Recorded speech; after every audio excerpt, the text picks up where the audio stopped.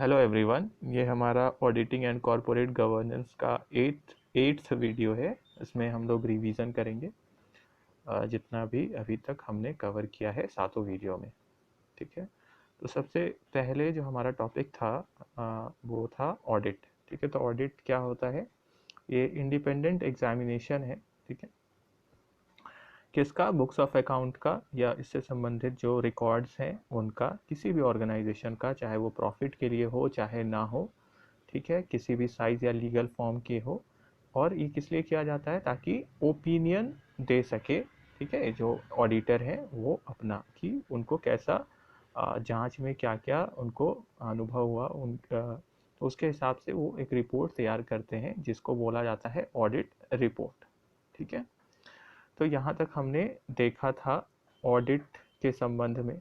इसके आगे फिर क्या है कि ये ऑडिट किसके द्वारा है? Bye independent external auditor. तो जैसे हमने पहले देखा कि ऑडिट दो प्रकार की मेनली हो गई। अगर इंटरनल और एक्सटर्नल को बस देखा जाए तो एक्सटर्नल जो बाहर वाले बाहर सीए जो सीए इन प्रैक्टिस हैं वो, या फर्म को अगर हमने ऑडिट दिया है, ठीक है, जो हमारे एम्प्लॉई नहीं होने चाहिए। ठीक है, तो वो आके जब करते हैं तो मेनली ऑडिट उसी को ही बोला जाता है, एक्सटर्नल वाले को। किसी किसी केस में इंटरनल भी कंपलसरी होता है, जो हमने देखा था वीडियो में। ठीक है, क्लासिफिकेशन ऑफ ऑडिट में। ठीक है, on the basis of structure of organisation जो था, स्टैट्यूटरी ऑडिट और ठीक है government audit, private audit, internal audit. तो किसी किसी केस में किसी किसी एंटिटी को इंटरनल ऑडिट भी कंपलसरी होता है, तो ये भी करवाते हैं। ठीक है, आगे हम लोग बढ़ते हैं इसमें। ठीक है, तो इसका हिंदी और इंग्लिश पार्ट हो गया, यहाँ हिंदी हो गया। यहाँ वो समझाने के लिए था पहला स्लाइड। उसके बाद यहाँ पे जो कॉम्पैक्ट फॉर्म में है, जिस तरह से डेफिनेशन हम लिखते हैं वो था। ठीक है, आगे बढ़ते हैं हम लोग। तो इसमें एक ब्रीफ हिस्ट्री समझाया गया था कि पहले क्या होता था कि साइज जो था ऑर्गेनाइजेशंस का वो स्मॉल थे, इसलिए ओनर या अकाउंटेंट खुद ही चेक कर लेते थे। फिर इंग्लैंड में इंडस्ट्रियल रेवोल्यूशन का स्टार्ट हुआ, इंडस्ट्रियल रेवोल्यूशन स्टार्ट हुआ, जिससे क्या हुआ, साइज बढ़ने लग गया, अलग अलग जगह लोकेट होने लग गई ऑर्गेनाइजेशन। ठीक है, तो लार्ज स्केल प्रोडक्शन स्टार्ट हो गया। तो फिर ये पॉसिबल नहीं था कि सब जगह ओनर और अकाउंटेंट या अकाउंटेंट ही जाके ऑडिट करे, तो इसीलिए एक्सपर्ट्स को अपॉइंट करने का फिर प्रचलन बढ़ा। ठीक है, तो जो कि सीए इन प्रैक्टिस या जो भी ऑडिट कर सकते हैं, इवन कॉस्ट अकाउंटेंट भी इन सम केसेस, जैसा हमने देखा इंटरनल ऑडिट के केस में। ठीक है, उनको भी अपॉइंट किया जा सकता है। ठीक है, इसके बाद फिर हमने देखा, ठीक है, तो ये हिंदी इंग्लिश के लिए हो गया। इसके बाद हमने देखा कि ऑडिट आया किससे है? एक लैटिन वर्ड है ओडायर, जिसका मतलब होता है सुनना। ठीक है, यहाँ पे बताया गया कि पहले के ज़माने में एक्सपर्ट लोग के पास जाते थे, ठीक है, जो एक्सपीरियंस्ड है और इम्पार्शियली वो अपना व्यू बताते थे सुन के। अकाउंटेंट या ऑडिटर उनको जो बताते थे अपने बिजनेस के बारे में, तो उनको सुन के वो बताते थे, अपना ओपिनियन देते थे कि उन्होंने बुक्स ऑफ अकाउंट सही बनाया है कि नहीं। इन इम्पार्शियल या इन एक्सपीरियंस्ड पर्सनस को क्या बोला जाता था? ऑडिटर्स। ठीक है, तो ऑडिट वर्ड जो कि लैटिन वर्ड से आया है ऑडायर, उसका मतलब होता है सुनना। ठीक है, टू हियर, और ऑडिटर का हियरर या जो कि सुनते हैं। ठीक है, वन हु हियर्स। चलिए आगे बढ़ते हैं। ठीक है, हिंदी पार्ट यहाँ पे हो गया। ठीक है, और यहाँ पे थोड़ा एक्सप्लेनेशन है। फिर ये हो गया डेफिनेशन, स्पाइसर और पेगलर के द्वारा जो डेफिनेशन है, आप लोग यहाँ पे भी रोक के नोट्स बना सकते हैं। अगर पहले आपका कुछ छूटा हुआ है तो यहाँ आप देख सकते हैं। ठीक है, कैरेक्टरिस्टिक्स ऑफ ऑडिटिंग। तो कैरेक्टरिस्टिक्स ऑफ ऑडिटिंग में हमने देखा कि क्या क्या कैरेक्टरिस्टिक्स है ऑडिटिंग का इंडिपेंडेंट। ये मेनली एक्सटर्नल ऑडिटर के पॉइंट ऑफ व्यू से बताया गया। ठीक है, फिर यहाँ पे तो इंटरनल ऑडिटर भी हो जाते हैं। इंटरनल ऑडिट में audit planning, true and fair financial statements, vouching, मतलब जो भी ऑडिट के मेन पार्ट है ये। ठीक है, ऑडिटर ओपिनियन तक कुछ टाइम तक होते हैं। ठीक है, फिर ओपिनियन जो देते हैं थ्रू ऑडिट रिपोर्ट। ऑडिटर जो जब ओपिनियन अपना देते हैं तो एक पर्टिकुलर फॉर्मेट में देते हैं। ठीक है, फॉर्मेट लॉ के द्वारा प्रेस्क्राइब हो सकता है। ठीक है, ज़्यादातर केस में प्रेस्क्राइब होता है, तो फिर ऑडिट रिपोर्ट के द्वारा ही देते हैं वो। नेक्स्ट है फिर यहाँ पे हिंदी हो गया, ऑडिटिंग के लक्षण।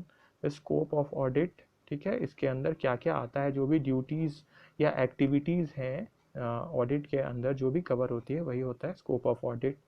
ठीक है, तो डिपेंड करता है नेचर और टाइप। ठीक है, इसको डिटेल में डिस्कस किया गया था वीडियो में, उसमें आप देखिएगा नेचर और टाइप के बारे में बताया क्या होता है नेचर, क्या होता है टाइप, मतलब क्या है इनका। ठीक है, तो फिर स्कोप ऑफ ऑडिट में और क्या आता है, एग्जामिनेशन रीजनेबल स्किल और केयर के साथ किया गया है कि नहीं। ठीक है, अर्थमेटिकल एक्यूरेसी होना चाहिए, वाउचिंग, ठीक है, जो हमने कवर किया लास्ट वीडियो नंबर 7 में, वेरिफिकेशन भी कवर किया हमने। फिर है इसमें हिंदी पार्ट हो गया, यहाँ पर रोक के देख सकते हैं। फिर स्कोप ऑफ ऑडिट का ये सेकेंड पेज में जो हमने कवर किया कि कुछ भी डाउट्स या सस्पिशंस होते हैं तो वो इन्वेस्टिगेशन के द्वारा, इंफॉर्मेशन एक्सप्लेनेशन के द्वारा कवर हो जाते हैं। ठीक है, ऑडिट एविडेंस कलेक्ट किया जाता है। ठीक है, और कुछ रिलेटेड पॉइंट है, ट्रू एंड फेयर व्यू होना चाहिए फाइनेंशियल स्टेटमेंट्स का, तो वो देखते हैं ऑडिटर। और फिर लास्ट में ऑडिट रिपोर्ट, जिससे वो अपना ओपिनियन बताते हैं कि कैसा रहा। ठीक है, तो स्पेसिफाइड फॉर्मेट भी हो सकता है जहाँ जहाँ फॉर्मेट प्रेस्क्राइब्ड है। चलिए आगे चलते हैं हम लोग। फिर ये हिंदी वालों के लिए हो गया। ठीक है, पॉज कर सकते हैं यहाँ। क्वालिटीज़ ऑफ एन ऑडिटर, ठीक है, क्या क्वालिटीज़ है, तो इसको भी हमने डिटेल में जो अर्लियर वीडियो है उसमें डिस्कस किया है कि नॉलेज होना चाहिए अपने फील्ड का, प्लस लॉ का, अकाउंटेंसी का, टैक्सेशन का, इकोनॉमिक्स का, ऑडिट केसेस के बारे में उनको पता होना चाहिए, जिनका रिसेंट जजमेंट्स आया है उसके बारे में पता होना चाहिए, कंप्यूटर और इंफॉर्मेशन सिस्टम का नॉलेज होना चाहिए, क्योंकि अब डिजिटल फॉर्म में या कंप्यूटर के माध्यम से ज़्यादा रिकॉर्डिंग होता है। ठीक है, और सॉफ्टवेयर का रोल अब ज़्यादा बढ़ गया है। ठीक है, अब टैली और अदर सॉफ्टवेयर यूज़ होते हैं बिजनेस के बुक्स ऑफ अकाउंट को मेंटेन करने के लिए। फिर ये हो गया हिंदी वालों के लिए। फिर सेकंड पेज पे भी हमने क्वालिटीज़ जो डिस्कस किया था, ठीक है, नेचर टाइप के बारे में पता होना चाहिए, ऑर्गेनाइजेशन का किस तरह से वहाँ काम होता है, ठीक है, वर्किंग मैकेनिज्म क्या है, साउंड नॉलेज होना चाहिए, जो भी लॉ उस ऑर्गेनाइजेशन से रिलेटेड है। फिर जो बेसिक क्वालिटीज़ जैसे अखंडता, ईमानदारी से, ठीक है, बिना किसी पक्षपात के, ऑब्जेक्टिविटी, ठीक है, जिस काम के लिए है बिना कोई बायसनेस के, फिर इंडिपेंडेंस, कॉन्फिडेंशियलिटी, तो ये सब हमने डिस्कस किया है क्वालिटीज़ में। इसके बाद फिर ये हिंदी हो गया इसका। ठीक है, फिर ऑब्जेक्ट्स ऑफ एन ऑडिट में कि क्या है, मेन ऑब्जेक्ट जो है ऑडिट का वो एग्जामिनेशन और बुक्स ऑफ अकाउंट है, सबसे मेन ऑब्जेक्ट। ठीक है, और इसके साथ ही क्या है, ये देखना कि फाइनेंशियल स्टेटमेंट्स एक ट्रू और फेयर व्यू दे रही है कि नहीं।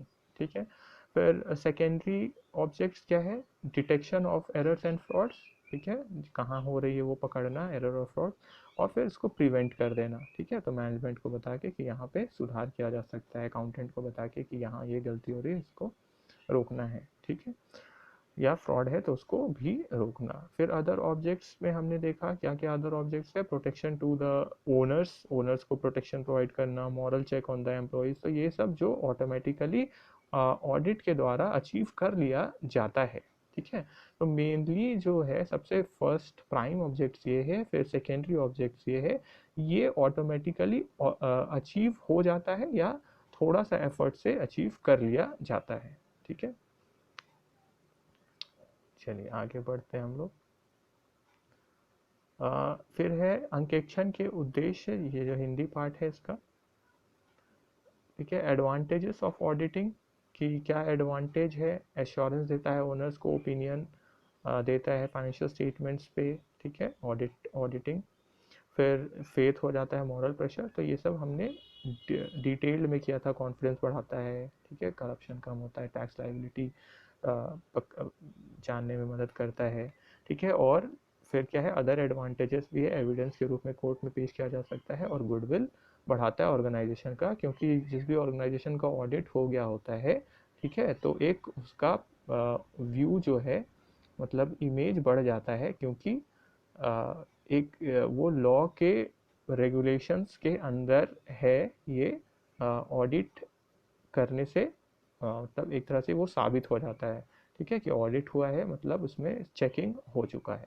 ठीक है, कि ये लॉ का जो प्रोविजंस है उसके हिसाब से ये ऑर्गेनाइजेशन काम कर रहा है कि नहीं। तो ऑडिट रिपोर्ट तो इसीलिए इशू ही किया जाता है कि उसका एक पिक्चर मिल जाए, तो और ऑडिटर जितने भी चीज़ होते हैं उनको सुधारने में, जहाँ भी गड़बड़ हो रहा है ऑर्गेनाइजेशन में, ठीक है, मैनुअल एरर हो रहा है उसको सुधारने में मदद करते हैं।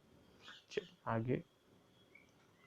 फिर लिमिटेशंस ऑफ ऑडिटिंग, तो क्या है लिमिटेशंस? टेस्ट चेकिंग होता है, ठीक है, कुछ ही वाउचर्स को जिसमें सैंपल के रूप में सेलेक्ट किया जाता है, ठीक है, एक रीजनेबल बेसिस पे सेलेक्ट किया जाता है एक, ठीक है, तो बेसिस जो है वो रीजनेबल बेसिस जो भी ऑडिटर को लगता है कि इस तरीके से हमको सेलेक्ट करना चाहिए सैंपल, और फिर उसका डिटेल्ड में चेकिंग कर लिया जाता है। फिर क्या है, एविडेंसेस जो है वो मे नॉट बी रिलायबल। क्यों? वो रिलायबल नहीं भी हो सकते हैं, क्योंकि जो भी एविडेंस कलेक्ट किया जाते हैं वो बस उस दिशा में संकेत देते हैं कि ऐसा हुआ होगा या ये ऐसा तथ्य साबित इससे किया जा सकता है, ठीक है, कंक्लूसिव नहीं है कि एकदम ही यही हुआ होगा कि या ये चीज़ साबित पूरी तरीके से कर देता है, ठीक है, तो एक बस दिशा देता है या उसके बारे में बोलने के लिए पर्याप्त सबूत देते हैं, ठीक है। फिर रिलायंस ऑन इंटरनल कंट्रोल, ठीक है, कितना हद तक हम इंटरनल कंट्रोल पे निर्भर कर सकते हैं, ठीक है, इंटरनल कंट्रोल ठीक है कि नहीं। इंटरनल कंट्रोल क्या होता है, हमने वीडियो नंबर 6 में देखा है ये, ठीक है, internal control, internal check and internal audit वाले वीडियो में। फिर सपोर्ट ऑफ टॉप मैनेजमेंट और अदर एम्प्लॉयज एसेंशियल होता है, तभी अच्छे से ऑडिट कर सकते हैं, ठीक है, क्योंकि ऑडिटर और डिपेंड करते हैं उन पे ताकि ऑडिट बेहतर तरीके से हो सके। सारे कागजात, डॉक्यूमेंट्स, वाउचर्स उनको देने हैं, सारे डिटेल्स उनको बताने, तभी जाके हो पाएगा, तो इसलिए सपोर्ट अच्छा चाहिए होता है। अदर लिमिटेशन है कॉस्ट फैक्टर का और टाइम फैक्टर का, ठीक है, वीडियो में एक्सप्लेन्ड है ये अच्छी तरीके से, ठीक है, उसको आप रेफर कर सकते हो। फिर ये हो गया हिंदी वालों के लिए। फिर basic principles governing and audit, ठीक है, क्या क्या मूल सिद्धांत है, तो integrity, objectivity, independence, confidential, skill and competence, क्षमता होना चाहिए, कॉन्फिडेंशियलिटी, सीक्रेट्स बाहर नहीं बताया जाएगा, ठीक है, नहीं बताना है। वर्क परफॉर्म बाय अदर्स, जहाँ पे ऑडिट स्टाफ का रोल आ जाता है। डॉक्यूमेंटेशन, ठीक है, इंपॉर्टेंट पेपर्स रखने हैं, वर्किंग नोट्स रखने हैं, ठीक है, नोट्स बनाने हैं, उसको रखने हैं। प्लानिंग, ठीक है, प्लानिंग करके होता है, ऑडिट प्रोग्राम बनता है। फिर ऑडिट एविडेंस कलेक्ट किए जाने हैं, ठीक है, फिर accounting system and internal control, और फिर ऑडिट कंक्लूजन एंड रिपोर्टिंग, ठीक है। चलिए आगे देखते हैं हम लोग। ये हो गया हिंदी वालों के लिए। फिर टेक्निक्स ऑफ ऑडिटिंग, क्या क्या तकनीक इसमें यूज़ होते हैं, तो इंस्पेक्शन, ये वाउचिंग है।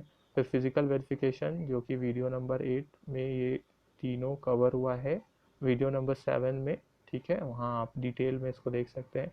इंक्वायरी कन्फर्मेशन, यहाँ पूछताछ किया जाता है कि ये ट्रांजैक्शन के बारे में अगर कहीं पे डाउट है तो। कंप्यूटेशन, कुछ कैलकुलेशंस किए जाते हैं। एनालिटिकल प्रोसीजर्स, ठीक है, देखे जाते हैं लगा के।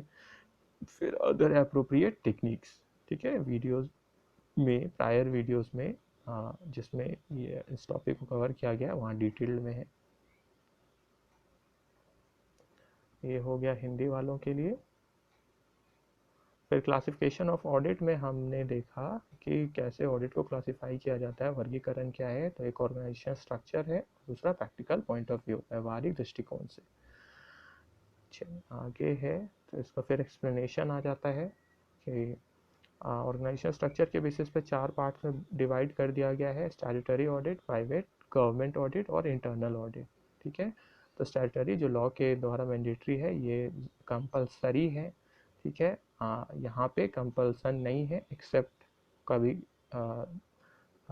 जैसे टैक्स ऑडिट अगर अप्लाई किया तब वो फिर करना है। फिर गवर्नमेंट ऑडिट, ठीक है, जहाँ पे हम जानते हैं CAG प्रमुख होते हैं। और फिर इंटरनल ऑडिट, जहाँ भी अप्लाई कर जाएगा प्रोविजंस, तो वहाँ जहाँ ज़रूरी हो जाएगा वहाँ करवाना होगा फिर, ठीक है। ठीक है, तो क्लासिफिकेशन ऑफ ऑडिट, और ये हिंदी वालों के लिए हो गया, यहाँ पॉज कर सकते हैं। नेक्स्ट है प्रैक्टिकल पॉइंट ऑफ व्यू से इतने इतने भागों में बांटा गया है। कंटिन्यूस ऑडिट, जैसे जो लगातार चलते हैं ऑडिट, उनको बोला जाता है। फिर annual, periodical, final, completed, last में जो हम लोग करवा रहे हैं। फिर बैलेंस शीट के आइटम्स को, even profit and loss account को भी देखा जाता है इसमें। कैश ऑडिट, फिर ये अलग अलग टाइप्स के ऑडिट हो गए, ठीक है, ये रिसेंट टाइप्स के ऑडिट है। Cost audit, management audit, operational audit, social audit, inflation, ठीक है, तो इसका अलग से हमारा चैप्टर भी है। आगे ये हिंदी वालों के लिए हो गया। फिर ऑडिट प्लानिंग या preparation before commencement of the audit, ठीक है, कि क्या प्लानिंग रहता है। तो सबसे पहले इसमें देखते हैं क्या इस ऑडिट, यही जो इस बार के ऑडिटर है, क्या उन्होंने ही ये ऑडिट किया है, ठीक है। अगर नहीं किया है तो इसके लिए अलग स्टेप्स है, और पिछले बार भी अगर इन्होंने ही किया था तो इसके अलग स्टेप्स हैं, ठीक है। तो दो पार्ट हो गए। तो इसमें जो पहला पार्ट है उसमें हमने देखा कि क्या क्या प्रोसीजर है। तो सबसे पहला है एग्जामिनेशन ऑफ अपॉइंटमेंट लेटर, कि अपॉइंटमेंट लेटर देखा जाएगा प्रीवियस, ये हर केस में ही देखा जाएगा, ठीक है। तो फिर communication with the previous auditor. यहाँ पे एक बात ध्यान रखिएगा, वीडियो में उस समय एक चीज़ छूट गया था, यहाँ रिटर्न कम्युनिकेशन होना चाहिए था, ठीक है। रिटर्न में कम्युनिकेट किया जाता है प्रीवियस ऑडिटर से, मतलब जो पहले इस संस्थान ऑडिट कर चुके हैं, अगर कोई जिन्होंने किया है तो उनसे रिटर्न कम्युनिकेशन किया जाता है, और उनसे पूछा जाता है कि आपको कोई ऑब्जेक्शन तो नहीं है, या अगर आप स्पेशली कुछ बताना चाहते हैं तो वो आप बता सकते हैं, ठीक है। तो उनसे कंफर्मेशन कम्युनिकेशन करना इम्पॉर्टेंट है, ठीक है। कोड में आता है चार्टर्ड अकाउंटेंट्स एक्ट 1949, ठीक है। तो एक ये कोड है कि वो मतलब आपको बात करना है, अगर कोई प्रीवियस ऑडिटर है तो उनसे रिटर्न में कम्युनिकेशन करना है, ठीक है। तो यहाँ रिटर्न कम्युनिकेशन आप ज़रूर कर लीजिएगा, लिखित, ठीक है, पिछले ऑडिटर के साथ लिखित संचार, ठीक है। इसके बाद है स्कोप ऑफ ऑडिट देखते हैं हम लोग, और ऑब्जेक्ट पता करते हैं क्या ऑब्जेक्ट है ऑडिट का, ठीक है, अपॉइंटमेंट लेटर से। और भी अलग अगर कोई लॉ है तो उस संबंधित लॉ है तो लॉ को भी हम लोग देखते हैं। फिर एसेंशियल डॉक्यूमेंट्स को देखा जाता है। तो ये बाकी सब पॉइंट्स आप वीडियो में डिटेल में देख सकते हैं। मेरे हिसाब से वीडियो नंबर 5 है इसका, ऑडिट प्लानिंग का, ठीक है। आगे चलते हैं। तो हिंदी इंग्लिश इसी में ही है दोनों, ठीक है।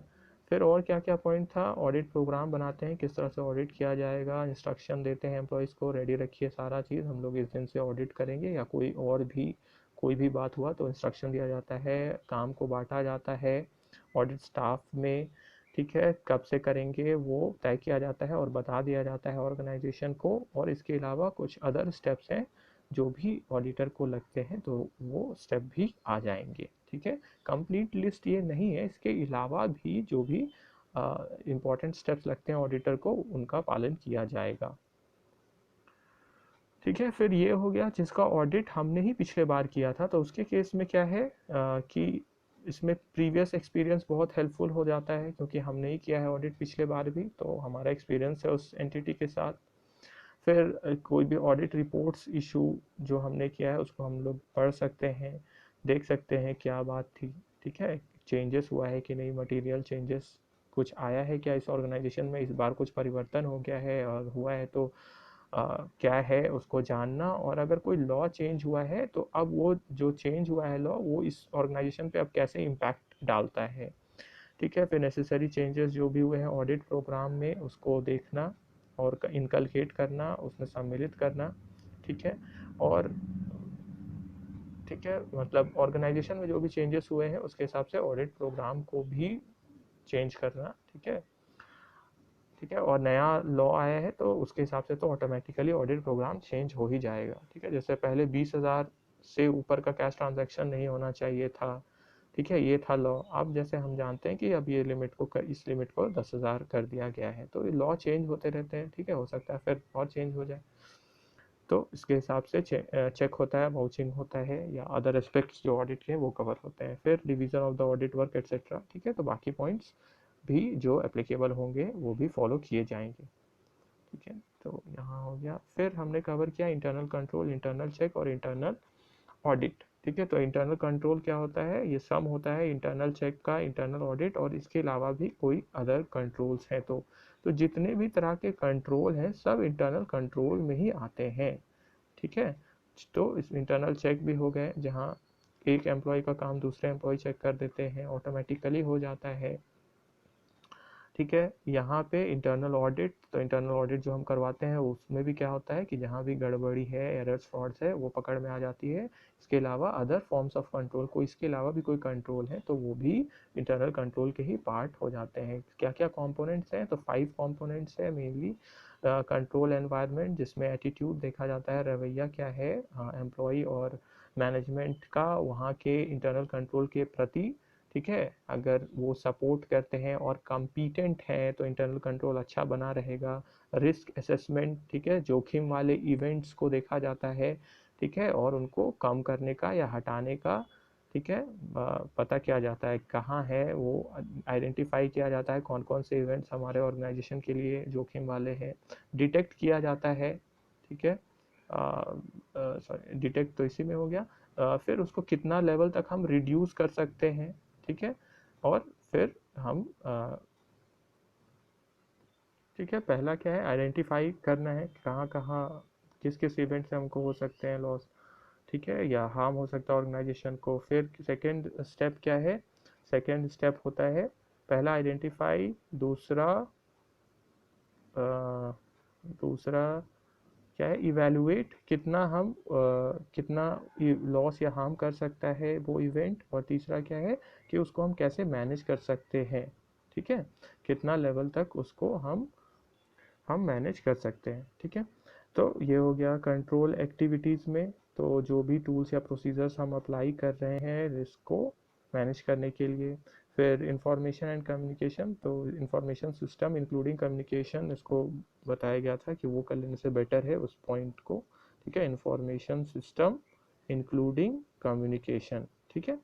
तो इसमें क्या है कि क्या जैसे हम जानते हैं इंटरनल एक्सटर्नल कम्युनिकेशन होता है, इस ढंग से हो सके कि जो जितने भी एम्प्लॉयज़ हैं और मैनेजमेंट हैं या दोज चार्ज विथ गवर्नेंस हैं, ठीक है, TCWG, तो वो अपना काम सही से कर सके, ठीक है। तो ये तो इंटरनल के लिए हो गया कि रोल्स एंड रिस्पॉन्सिबिलिटी सही से निभा पाए, और एक्सटर्नल कम्युनिकेशन में फिर क्या आ गया कि बाहर के जो हैं जैसे सप्लायर्स है उनके साथ सही से कम्युनिकेशन हो सके, फिर रेगुलेटर्स है जैसे गवर्नमेंट रेगुलेटर्स है, इनकम टैक्स अथॉरिटी और एट्सेट्रा, तो उनके साथ सही से जो भी लॉ का कंप्लायंस है वो पूरा हो सके। फिर मॉनिटरिंग देखा जाता है, रिव्यू किया जाता है कि जो इंटरनल कंट्रोल है वो इफ़ेक्टिवली और एफिशिएंटली काम कर रहा है कि नहीं, ठीक है, एम्प्लॉयज़ का रोल इम्पॉर्टेंट है इसमें ताकि ऑर्गेनाइजेशन अपने ऑब्जेक्टिव्स को टाइमली अचीव कर सके। तो मॉनिटरिंग करने से ये फ़ायदा होता है कि टाइमली रेमीडियल एक्शंस, मतलब सुधार के लिए जो भी ज़रूरी है वो एक्शंस लिए जा सके और इंटरनल कंट्रोल को दुरुस्त किया जा सके, ठीक है। फिर हमने देखा इसका ये हिंदी पार्ट हो गया, ठीक है, यहाँ रोक सकते हैं आप वीडियो।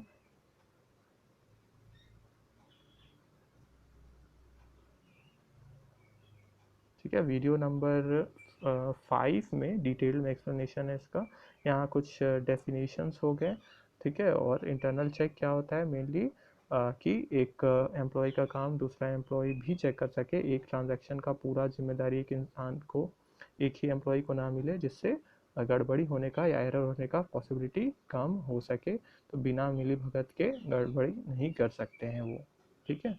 डीप ओला भी बोलते हैं इसको, क्या कंटिन्यूस इंटरनल ऑडिट की तरह ये काम करता है इंटरनल चेक, क्योंकि एक एम्प्लॉय का काम दूसरे एम्प्लॉय के द्वारा चेक हो जाता है। फिर सिस्टम ऑफ इंटरनल चेक किस पे बेस्ड है, principle of division of labour, ठीक है, क्यों काम को बांट दिया जाता है, ठीक है। चलिए आगे है, ये इसका हिंदी पार्ट हो गया। फिर इंग्लिश में लास्ट में, फिर इसमें मतलब इसका जो लास्ट पार्ट है वो क्या है, इंटरनल ऑडिट। तो इंटरनल ऑडिट क्या होता है, जब इंटरनल ऑडिटर के द्वारा होता है, वो एम्प्लॉय हो भी सकते हैं या नहीं भी हो सकते हैं ऑर्गेनाइजेशन के, कुछ ऑर्गेनाइजेशंस को ये कंपलसरी है, ठीक है, मैंडेटरी है कि उनको इंटरनल ऑडिटर अपॉइंट करना होगा, ठीक है। क्या प्रोविज़न है, 138 सबसेक्शन 1, जिसको रूल 13 के साथ पढ़ा जाता है, कंपनीज अकाउंट्स रूल 2014 का। फिर 138(1) क्या बोलते हैं कि वैसे पर्सनस को अपॉइंट कर सकते हैं, ठीक है, जो कि कौन हो सकते हैं, सीए हो सकते हैं, कॉस्ट अकाउंटेंट हो सकते हैं, या कोई भी दूसरे प्रोफेशनल जो कि बोर्ड डिसाइड करती है कि ये हमारा इंटरनल ऑडिट करेंगे, ठीक है। ये हिंदी वालों के लिए हो गया। इसके बाद है audit procedure, vouching and verification. तो इसमें हमने देखा कि वाउचर क्या होता है, कोई भी डॉक्यूमेंट्री एविडेंस किसी भी ट्रांजैक्शन के प्रति जो है। फिर वाउचिंग क्या होता है, verification of authority and authenticity कि सही है कि नहीं, ठीक है। वाउचर जहां हम जानते हैं कि कोई भी ट्रांजैक्शन वाउचर के बेसिस पर ही रिकॉर्ड होता है, ठीक है। करने की प्रक्रिया है, मतलब वाउचर में क्या हम चेक करेंगे, वाउचर में हम चेक करेंगे कि डेट सही है कि नहीं, मतलब इसी ईयर का में होना चाहिए। जैसे फाइनेंशियल ईयर 2021, ठीक है, हम जानते हैं ख़त्म हो चुका है, तो अगर 2021 का ऑडिट अगर हो रहा है तो इसी ईयर का कोई डेट होना चाहिए, मतलब अप्रैल 20 से लेके मार्च 21, इसी के डेट के विद इन ये फॉल होना चाहिए वाउचर, ठीक है, जिसका तभी तो इसका ट्रांजैक्शन हम रिकॉर्ड कर सकते हैं इस साल, ठीक है।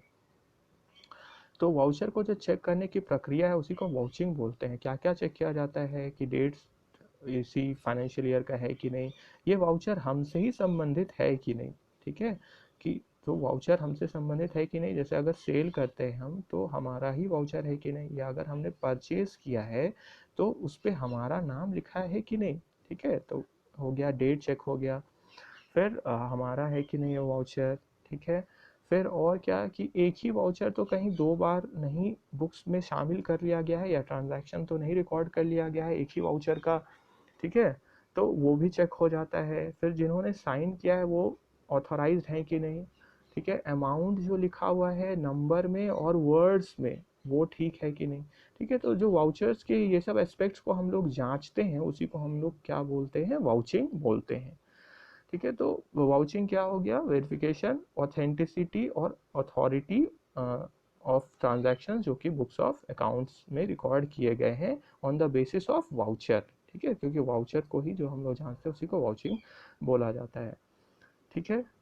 तो यहाँ पे है on the basis of vouchers. तो वाउचिंग को इसलिए बैकबोन ऑफ ऑडिटिंग बोला जाता है, क्यों, क्योंकि इसी के बेसिस पर ट्रांजैक्शंस रिकॉर्ड होते हैं वाउचर के बेसिस पे, और जब वाउचर को ही जांच लिया जाता है तो उससे संबंधित जो ट्रांजैक्शंस हमने रिकॉर्ड किया है वो अगर वाउचर के हिसाब से अगर मेल खाता है तो हम ये बोल सकते हैं कि ट्रांजैक्शंस, ठीक है, और उसके बेसिस पे जो रिपोर्ट्स बने, financial reports, balance sheet, profit loss account, ठीक है, जो भी बने हैं, ठीक है, एनपीओ के केस में income and expenditure account, receipt payment account, ये सब सही बने हैं, ठीक है। और every examination is part of vouching, तो इसीलिए क्योंकि वाउचर के बेसिस पर ही ट्रांजैक्शंस रिकॉर्ड होते हैं, ठीक है, तो इसीलिए जितने भी एग्जामिनेशन है वो एक तरह से वाउचिंग के ही पार्ट हो गए, ठीक है। आगे चलते हैं, ये इम्पोर्टेंट है आपके एग्जाम के लिए भी, ठीक है, why vouching is called the backbone of auditing, ठीक है, ये हिंदी वालों के लिए हो गया। फिर वेरिफिकेशन, आपको पढ़ना चाहिए वैसे हिंदी और इंग्लिश भी, जिससे क्लैरिटी अच्छे से आए, ठीक है। चलिए, फिर वेरिफिकेशन में क्या है, वेरिफिकेशन मतलब होता है प्रूविंग द ट्रुथ या कंफर्मेशन ऑफ द ट्रुथ। तो इसमें क्या देखा जाता है, एसेट्स और लाइबिलिटीज़ को देखा जाता है कि उसके बारे में जो भी एक, मतलब वो असली में प्रेजेंट है कि नहीं, फिजिकली प्रेजेंट है कि नहीं, बुक्स में तो हम शो कर रहे हैं, ठीक है, फर्नीचर्स, प्लांट एंड मशीनरी इतना रुपया, पर वो क्या असली में है ऑर्गेनाइजेशन के पास, ठीक है। तो फिजिकल प्रेजेंस चेक किया जाता है कि असली में वो प्रेजेंट है कि नहीं, ओनरशिप क्या ये हमारे ही है, फिर पोजेशन या मेरे पास ही है ये, ठीक है, प्रेजेंस ऑफ एनी चार्ज कि इस पर कोई भार तो नहीं है, हमने कहीं गिरवी तो नहीं रखा है, फिर इसका मनी वैल्यू कि जितने में इसको शो किया जा रहा है क्या वो सही है, जिसको वैल्यूएशन भी हम बोलते हैं, इसीलिए बोला जाता है वैल्यूएशन किसके अंडर आता है, वेरिफिकेशन के अंडर ही आता है, क्योंकि वेरिफिकेशन का अलग अलग पार्ट्स है, तो उसमें एक वैल्यूएशन भी जो जिसमें हम मनी वैल्यू देखते हैं एसेट्स और लायबिलिटीज़ का, वो भी कवर हो जाता है। तो जो एक्यूरेसी है आइटम्स का जो भी बैलेंस शीट में अपीयर कर रहे हैं, एसेट्स आइटम्स मतलब एसेट्स और लायबिलिटीज जो भी शो हो रहे हैं वो सही है, ठीक है, वो जांच लिए जाते हैं किसमें, वेरिफिकेशन में, कि ठीक है कि नहीं, ठीक है, सटीकता जांच ली जाती है। फिर वैल्यूएशन में हमने वही एक्यूरेसी किया, प्रॉपर और करेक्ट वैल्यू पे रिकॉर्ड है कि नहीं, वही मनी वैल्यू जो भी है वो उस पर रिकॉर्ड है कि नहीं, ठीक है। और ये जो भी बैलेंस शीट पे अपीयर हो रहे हैं और किसके अनुसार होना चाहिए, गैप, जैसे एग्जांपल एक था कि फिक्स एसेट्स है तो उसको हम लोग किस पर दिखाते हैं, जिसको अब हम लोग नॉन करेंट एसेट्स बोलते हैं, नेट वैल्यू पे दिखाते हैं, मतलब डिप्रिसिएशन लेस करके दिखाते हैं, ठीक है। तो ग्रॉस अमाउंट जो भी हो गया फिक्स एसेट्स का, उससे जब डिप्रिसिएशन लेस करते हैं हम तो क्या आ जाता है, नेट वैल्यू, ठीक है। तो ग्रॉस वैल्यू से जब हम डिप्रिसिएशन लेस कर देंगे तो नेट वैल्यू आ जाएगा। तो ये जो डिप्रिसिएशन, ये कौन बताता है, गैप बताता है कि डिप्रिसिएशन आपको डिडक्ट करना है किससे, फिक्स्ड नॉन करेंट एसेट से। नेक्स्ट आगे बढ़ते हैं हम लोग। तो ये हिंदी वालों के लिए हो गया।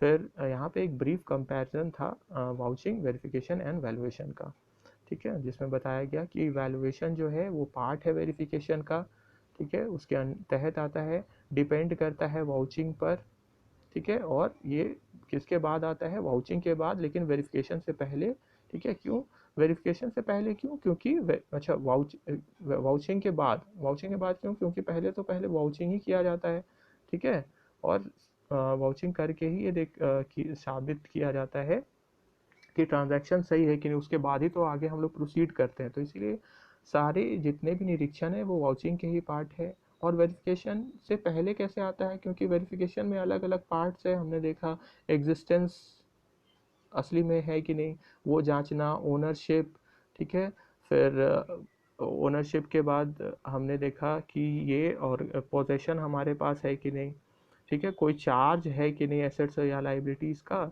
और लास्ट में मनी वैल्यू जिसको वैल्यूएशन बोला जाता है। तो यही तो वैल्यूएशन है, ठीक है, जो लास्ट स्टेप है। तो वो किसके अंदर आया, वेरिफिकेशन तो पहले वैल्यूएशन होता है, ठीक है, वेरिफिकेशन तो बाद का बात है, जब ये सब चीज़ हो जाए, वैल्यूएशन भी हो जाए, तब वेरिफिकेशन कंप्लीट माना जाता है, इसीलिए वेरिफिकेशन से पहले, ठीक है। फिर वेरिफिकेशन बड़ा है वैल्यूएशन से, क्योंकि वैल्यूएशन इसका पार्ट है, इसके अंदर आता है, और ये डिपेंड करता है वाउचिंग और वैल्यूएशन दोनों पर, ठीक है, ठीक है, क्योंकि वाउचिंग तो सब एग्जामिनेशन का पार्ट है, तो सबसे पहले तो वाउचिंग ही हर चीज़ में आएगा, और वैल्यूएशन होने के बाद ही हम लोग बोल सकते हैं वेरिफिकेशन कंप्लीट हुआ। सारा चीज़ जब पांचों पार्ट इसका कंप्लीट होता है वेरिफिकेशन का, तभी कंप्लीट मानते हैं।